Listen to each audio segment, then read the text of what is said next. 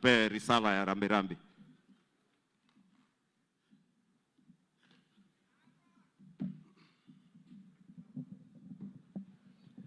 Your Excellency, the President of the Republic of Kenya, Your Excellency, the Deputy President of Kenya, the families of Ngeno, an extension, the family of the Ntutus, the families of Sport Pesa, a young man who worked for the county government of Narok, the family of Robert Kipkoech, Carlos, the families of Nicholas, the photographer, and the families of Amos Kipngetich.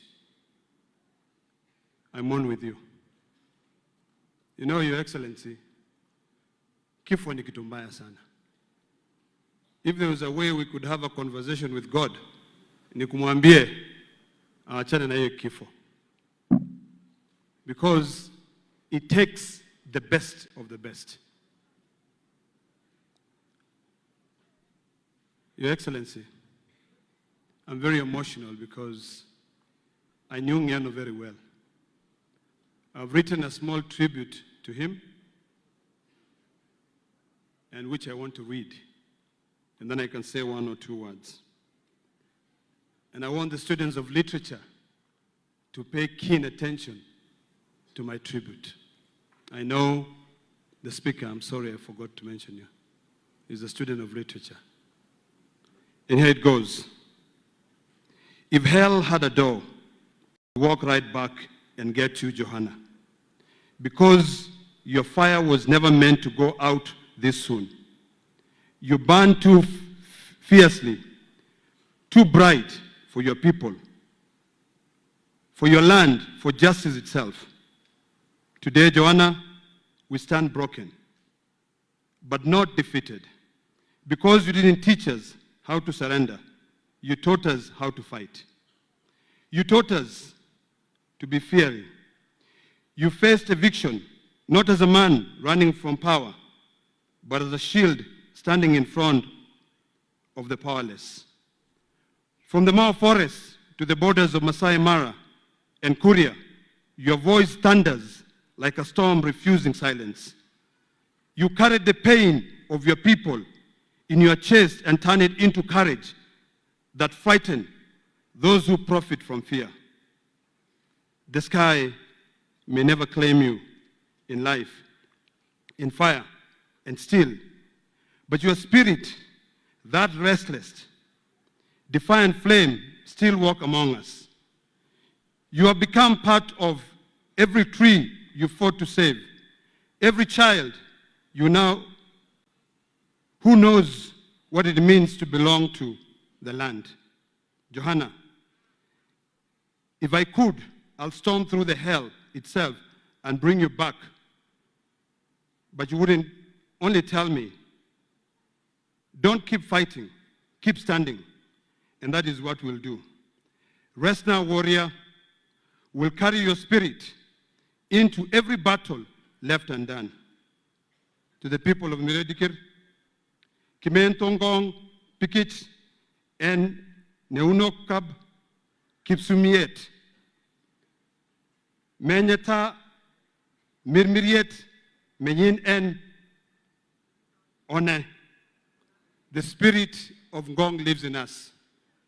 And we are determined to make sure that we fight for the right of our people. Your Excellency, I've come to appreciate the fact that life is so frequent. Today you're here, tomorrow you're gone. The most important is for us to work and fight for our people. Ngeno and I had some very interesting times together.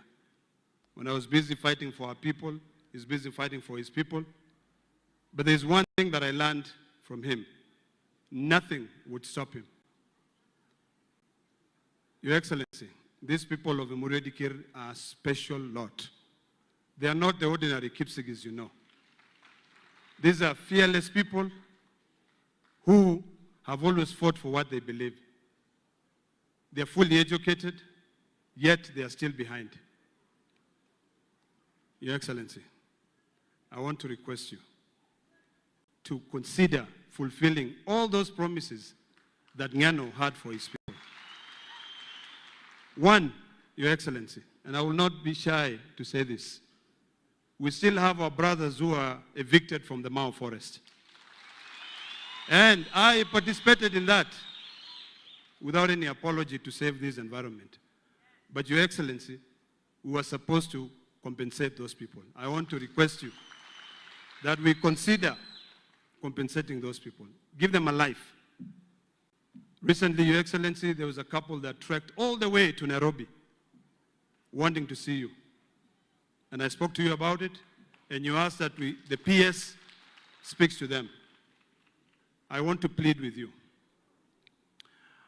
to consider those people. I've also listened to these families. And Your Excellency, as a senator of Narok County, I want to request you to consider doing something special for these people. Now,